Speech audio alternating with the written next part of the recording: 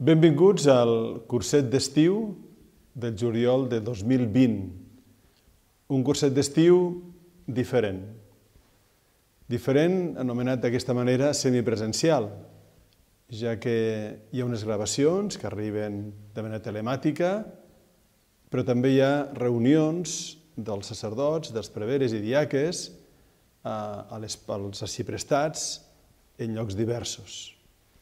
El primer que he de fer, evidentment, és agrair a tots els que heu acollit aquesta iniciativa de fer el curset d'estiu d'aquesta manera i tots els que participeu en aquest curset, des de llocs diversos. Un curset que, evidentment, que és dins del camí sinodal. No podem oblidar que a la nostra diòcesi estem en el camí sinodal. Estem ara en la fase de grups, dels grups sinodals, amb tot el que significa en aquest moment d'aquesta alarma sanitària de la pandèmia, però estem en aquesta fase i, per tant, dins d'aquest camí, també aquest curset vol aportar quelcom, que és important, per tant, acollir-lo i participar-hi. Evidentment que el primer que hem de fer, quan se comença una activitat nostra, i en el camí sinodal, evidentment, sempre és així, és pregar. I pregar perquè pregar l'Esperit Sant que vingui a nosaltres, perquè sempre el gran protagonista de tot camí sinodal, de tot camí de l'Església, és l'Esperit Sant. I començarem amb una pregària, la pregària de l'Atsumus, que resaven en el quart concili de Toledo, i que era la pregària amb la qual van començar totes les sessions del Concili Vaticà II, demanant a l'Esperit Sant amb aquestes paraules. Per tant, en pregària, posem-nos en pregària per demanar a l'Esperit Sant que vingui a ajudar-nos a fer camí amb nosaltres, a il·luminar-nos en aquest curset d'estiu que ara iniciem. Som aquí, Senyor Esperit Sant. Som aquí refrenats per la inèrcia del pecat, reunits especialment en el vostre nom. Veniu a nosaltres i romangueu amb nosaltres. Digneu-vos a penetrar en el nostre interior. Ensenyeu-nos el que hem de dir, per on hem de caminar, i mostreu-nos el camí que hem de fer. A fi que, amb el vostre ajut, sapiguem agradar-vos en tot. Sigueu vos l'únic inspirador i realitzador de les nostres decisions. Vos l'únic que amb Déu Pare i el Fill posseiu un nom gloriós. No permeteu que quebrantem la justícia, vos que estimeu l'equitat. Que la ignorància no ens arrastri al desencert, que el favoritisme no ens doblegui, que no ens corrompi l'accepció de persones o de càrrecs.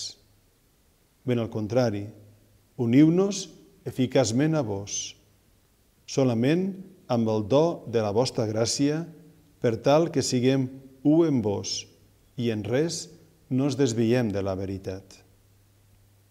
I ja que estem reunits en el vostre nom, així també mantinguem en tot la justícia, moderats per la pietat, perquè avui les nostres opinions en res no s'apartin de vos i en el futur, obrant rectament, aconseguim els premis eterns. Amén. El nostre curset d'estiu és uns temps no pas fàcils. Un temps en el qual el primer que hem de fer, al meu entendre, és tenir present aquells que han mort en aquest temps. Començant per mossèn Josep Aribau, el pare Mateu Trencs, el pare Jesús Morales, el pare Ramon Caralt. També tenir presents els qui, tot i voler venir, tenir desig de participar en aquest curset als diferents arxiprestats o llocs, no podran fer-ho. Començant des de la casa sacerdotal, que donat a les normes de sanitat que donen, no poden sortir, ja que tots aquests brots que hi ha que fan que per prudència restin a la casa i no puguen sortir. I també units a aquells, i tenim present aquells que també seguireu des de casa vostra i ho fareu perquè considereu, i amb justícia i amb veritat, que sou persones de risc i per tant heu optat per seguir el curset des de les vostres llars. I també, evidentment, els que també heu fet l'esforç perquè ho pugueu fer-ho i heu volgut fer-ho i ho feu, de ser presents a les reunions arxiprestals per poder seguir aquest curset i també el treball que això significa. Són temps també no pas fàcils en aquesta epidèmia del Covid-19. És un temps difícils, evidentment, les complicacions en quant a les activitats pastorals, litúrgiques, pastorals. Temps també no pas fàcils en aquest moment eclesial i social que estem vivint. Evidentment que estem, com hem dit moltes vegades, en no una època de canvi, sinó aquest canvi d'època. I hi ha una realitat que moltes vegades l'he expressat, i també vosaltres, d'aquesta realitat que ens anem, la realitat de disminució de les nostres comunitats cristianes.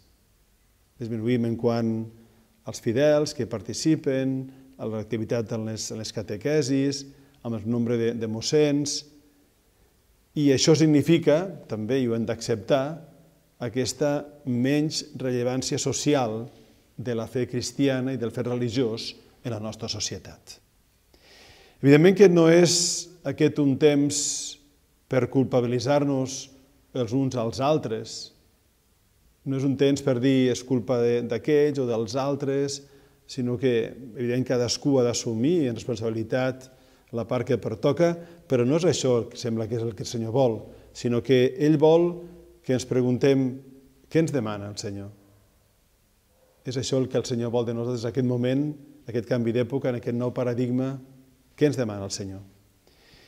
I dues coses me semblen a mi fonamentals, al meu entendre, i dues idees que dins del que podem anar reflexionant durant tots aquests dies. Primer que tot, el que deia Benet XVI. L'Església, les comunitats cristianes, seran minoria en aquesta Europa nostra i en el nostre món, però han de ser minories creatives. És això el que se'ns demana. Tot i aquesta poca rellevància social que puguem tenir o tota la realitat de disminució que puguem tenir, però ser capaços de ser creatius. I també una altra cosa clara, tot això que la situació que estem vivint, aquest canvi d'època, aquest nou paradigma, el que sí que ens demana a tots nosaltres és evangelitzar. Evangelitzar. Complir el manament del Senyor. Aneu per tot el món i feu deixebles meus. Hem de repensar i hem de pregar per veure com realment són comunitats engendradores de cristians. Aquesta engendrant la fe que es feia abans en el si de les famílies, ara pertoca a les comunitats cristianes, a cadascú de nosaltres, dels creients, tant sacerdots com religiosos, com laics, com diaques, tothom hem de ser aquests que engendrem a la fe, que ajudem a que les persones puguin trobar-se amb Crist. Aquest curset porta per títol Quina fesomia han de prendre les nostres parròquies. És un curset, donat el format que ens pertoca de fer i que es pot fer, que implica trobada a arxiprestals, com esteu presents ara vosaltres, i mirar la realitat concreta, que és el que vivim, com ho vivim, què ens demana el Senyor, quins són els reptes que tenim al davant. I per poder fer aquest curset hem convidat i podrem seguir les xerrades, les diferents sessions de les gravacions que ha fet el bisbe auxiliar de Barcelona, mossèn Antoni Badell. Penso que és un pastor bo, és un que té l'experiència de parròquia, de parròquies, ell estava treballant en parròquies en la seva diòcesi de Mallorca, i també, evidentment, com a bisbe d'una gran diòcesi com és Barcelona, una arxidiòcesi com és Barcelona, té també una gran experiència de moltes coses i també per la formació que té ens podrà aportar moltíssim. Ja des d'ara li agraeixo tot el que ha fet i el que ens aportarà per a la reflexió nostra. Hem triat aquest tema de les parròquies perquè el futur, pel meu entendre, d'aquestes minories creatives i d'aquesta evangelització passa per les parròquies. Aquesta és l'opció que tenim com a diòcesi. Altres realitats també. Evidentment que hem de ser oberts al que el Senyor ens posi al nostre davant, de moviments, de realitats evangelitzadores, però ha de passar per la parròquia. La parròquia perquè és aquest territori concret, les persones concretes, aquell lloc en el qual no hi ha cap distinció, és tothom, sigui com sigui petit, sigui gran, sigui jove, sigui ancià, sigui de manera de pensar d'una altra, tothom té cabuda en la parròquia i tothom és objecte i subjecte d'evangelització en l'àmbit de la parròquia. Aquesta és l'opció nostra. La parròquia que, com diu el papa Francesc en l'Evangeli Gaudium, diu la parròquia no és una estructura caduca i té una gran plasticitat i pot prendre formes molt diferents. És això el que hem de tenir molt present en aquest curset i també, evidentment, de cara al camí sinodal i a l'assemblea sinodal, la riquesa de la parròquia com a realitat que pot viure com, si l'element és dòcil a l'esperit i entra en aquesta creativitat de l'esperit per mig de la comunitat cristiana i de tots nosaltres, aquesta parròquia pot fer un gran servei en l'evangelització, les parròquies nostres. Parròquies també que s'hauran de configurar de moltes maneres, s'hauran de configurar de manera diferent. Una idea que em passa pel cap i que dic moltes vegades és com avancem en aquesta comunitat de parròquies, com treballem conjuntament. És un tema que haurem de parlar en aquest curset i en el camí sinodal i les trobades nostres de comunió que tenim a la diòcesi.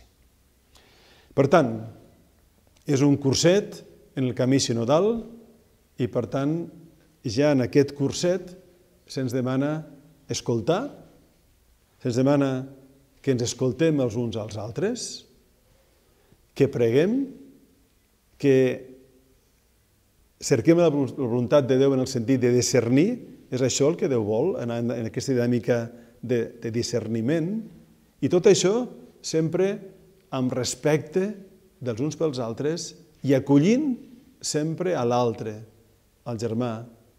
Sempre un germà aporta alguna cosa, ens aporta quelcom.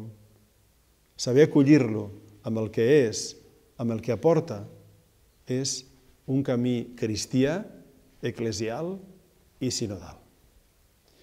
Per això, per ajudar-nos també a poder entrar en aquest camí sinodal i aquest curset des d'aquesta dinàmica, també ara us proposo que contemplem en aquests 10 o 12 minuts que dura un vídeo en el qual el papa Francesc parla a la seva antiga diòcesi, abans de papa, de Buenos Aires, que feia una jornada sinodal.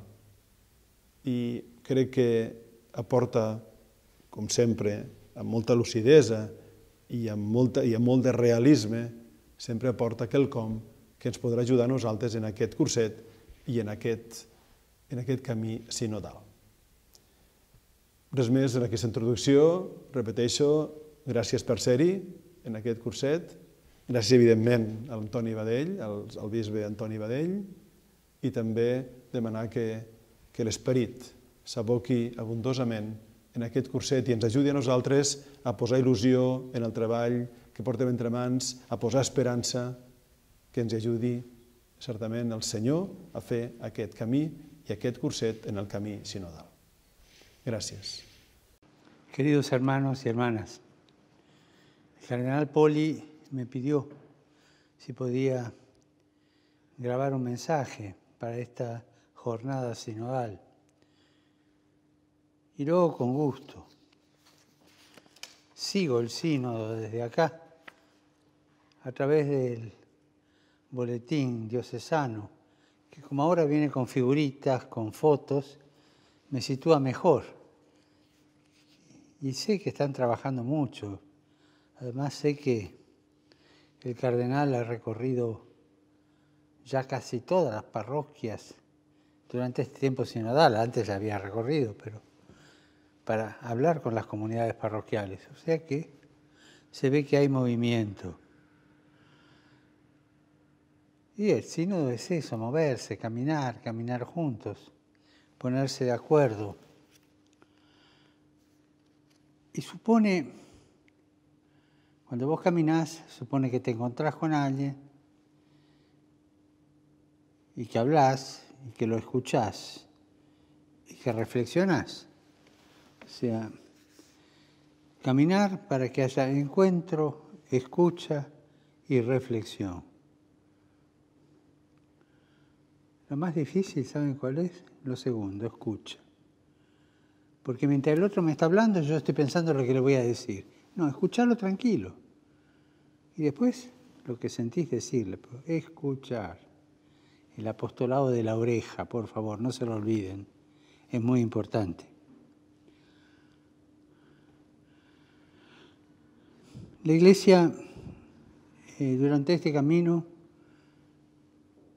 tiene que ser bendecida, porque caminar juntos, para crecer juntos en la Iglesia particular, atrae la bendición de Dios.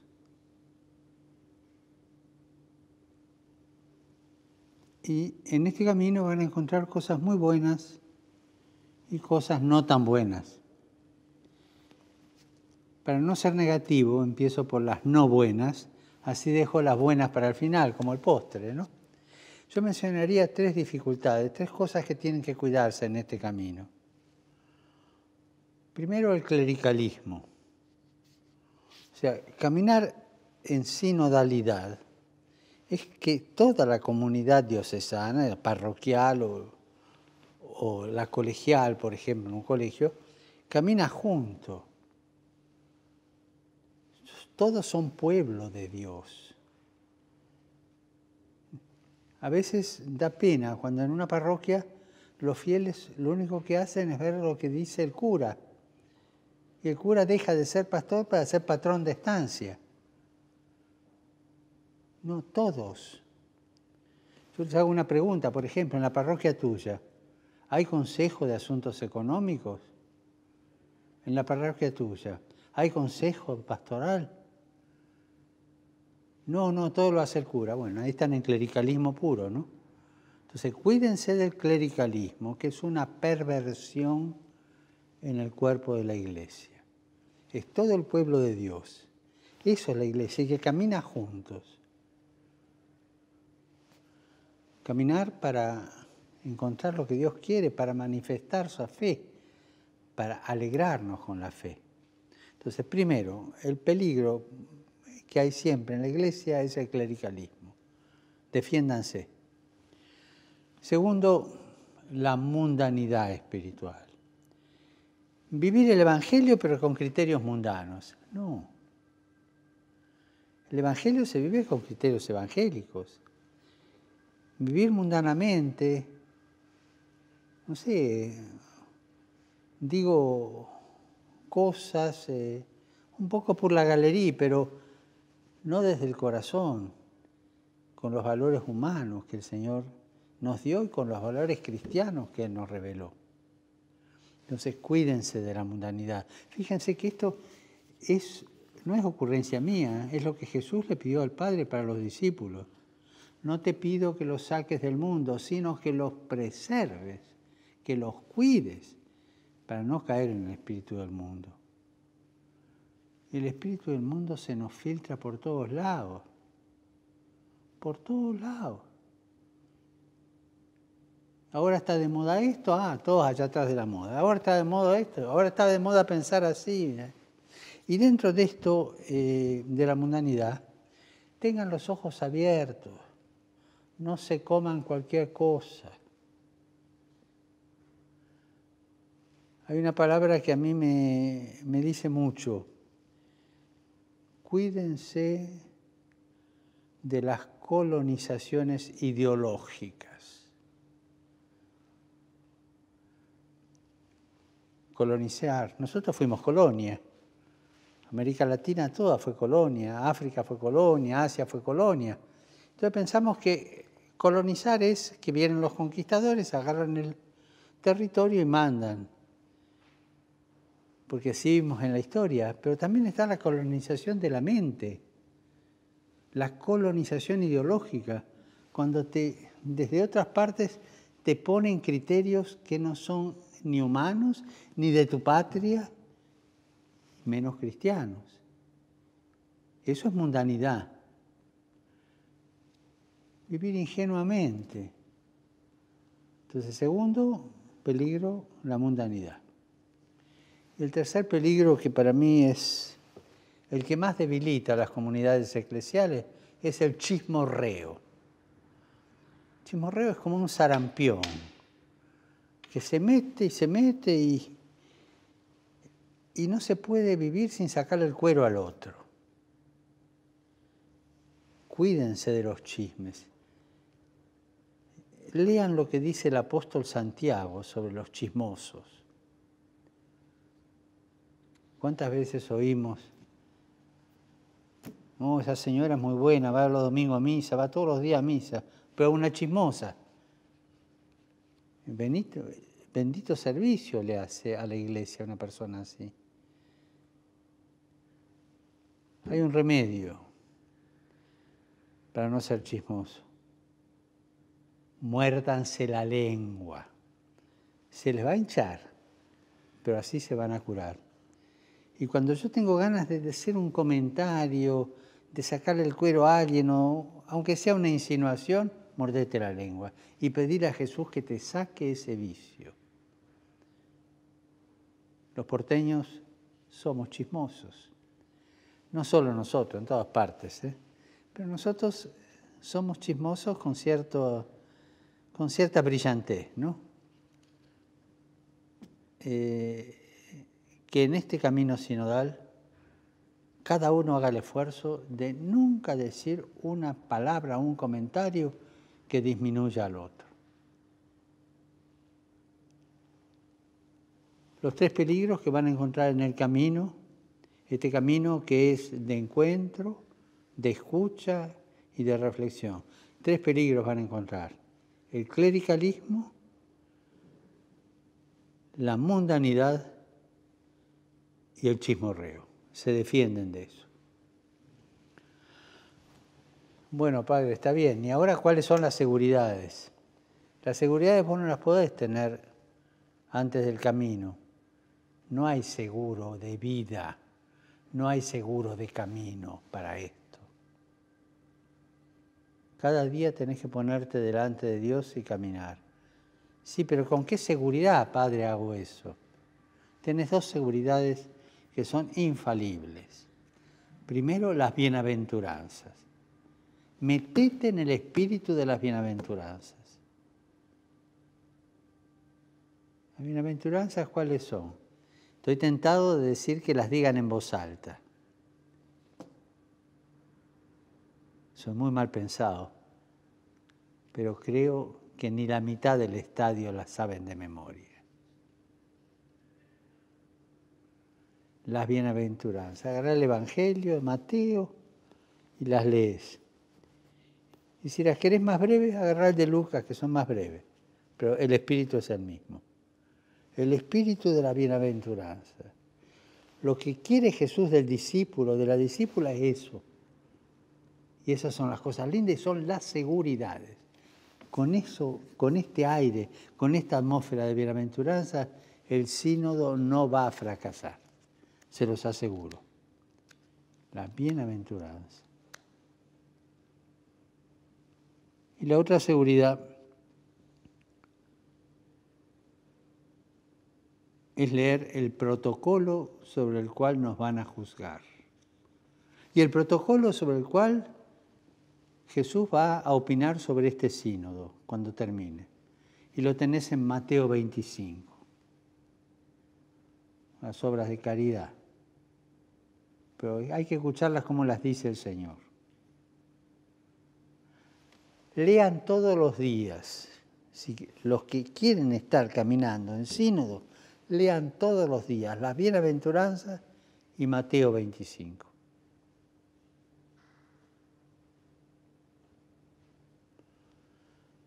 Y ahí van a estar seguros. Camino no estén quietos, caminen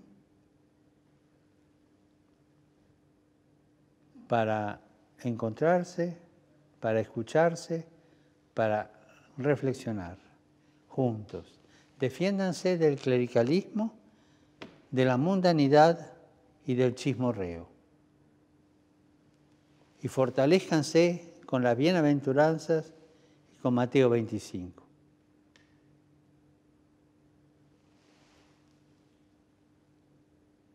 Y todo esto con la oración, que es lo más importante de todo lo que dije, es esto último, la oración. Orar. Orar como Jesús nos enseñó. Orar los unos por los otros, por los que están en camino, por los que no quieren caminar, por los que caminan mal, por los que están lejos, por la iglesia arquidiocesana, por el arzobispo. Orar. Y en este espíritu de oración, ciertamente que el sínodo va a triunfar. Que Dios los bendiga. Y ya que rezan, recen también por mí. Gracias.